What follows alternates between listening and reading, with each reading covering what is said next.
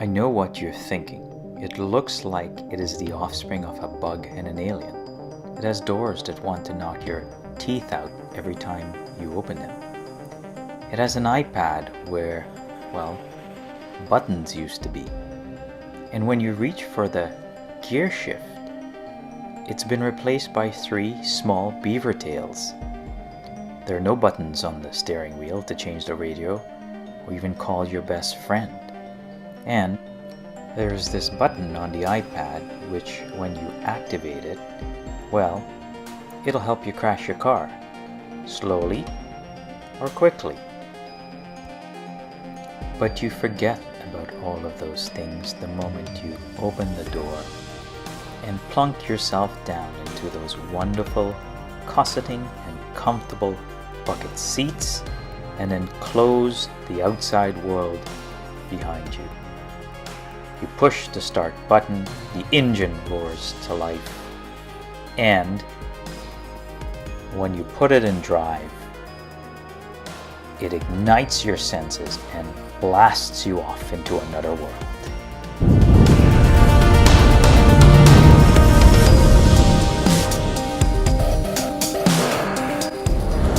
Hello, welcome. It's a glorious morning, and I am sitting in, well, the cockpit of a supersonic jet fighter. Actually, I'm sitting in the cockpit of a McLaren 720S.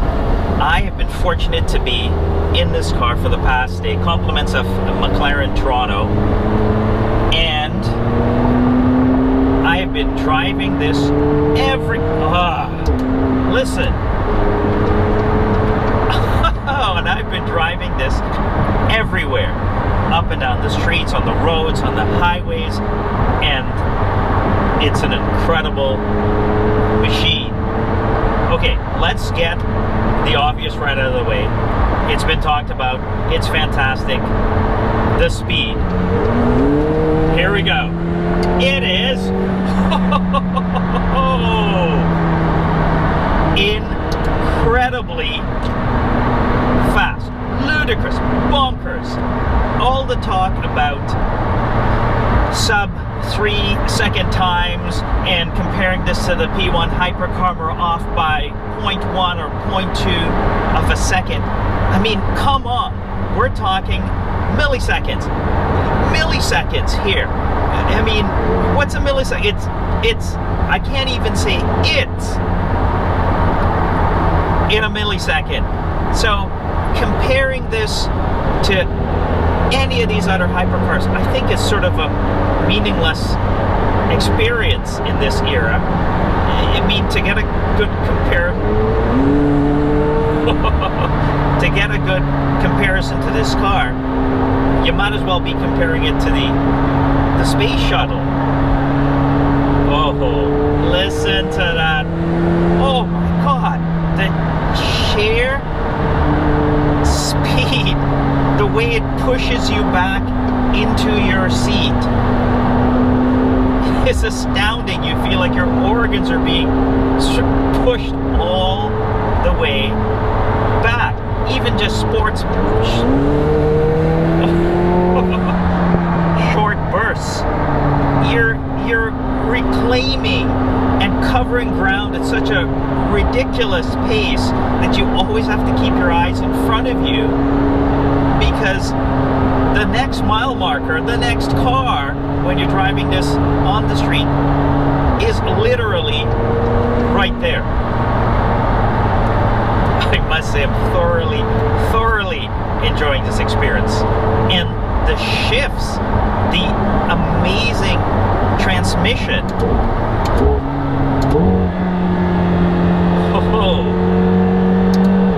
It is really lightning quick.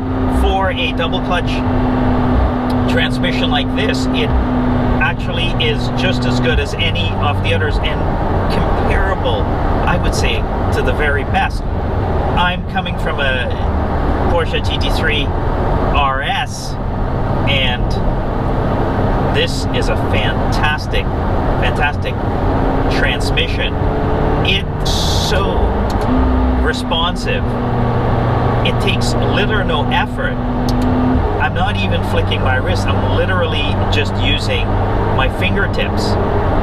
And the sound from that glorious, glorious engine, it's pretty good.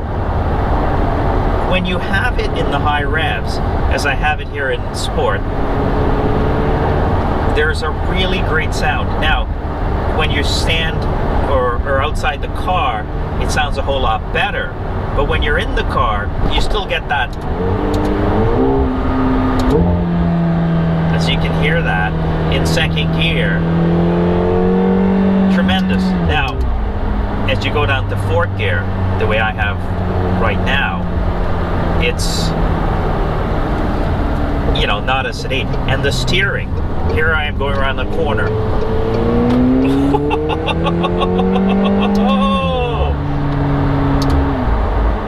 Just handles unbelievably. So the handling in this car is pretty much a mix of electro, mechanical, and hydraulic. So you do feel the bumps in the road. You do feel exactly where, you know, the ruts are.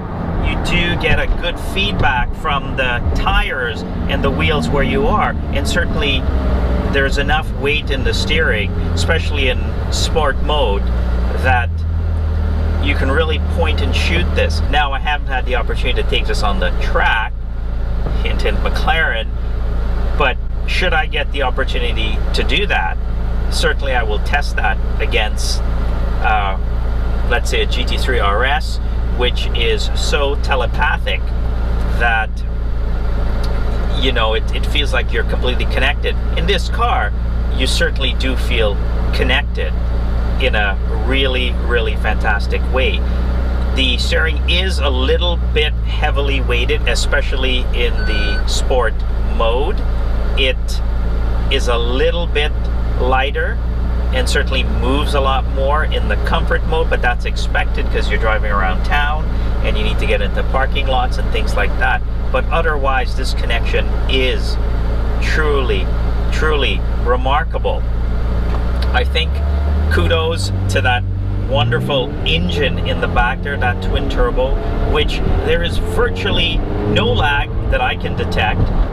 It is driving around town without any significant drone, any significant crazy noises. It's comfortable. We can have this conversation in the car and it's not intruding into the cabin.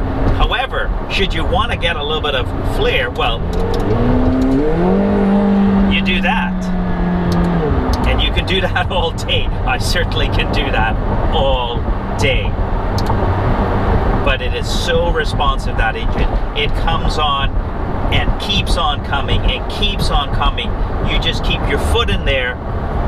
Well, you will need something that looks like an aircraft runway to get the best out of this.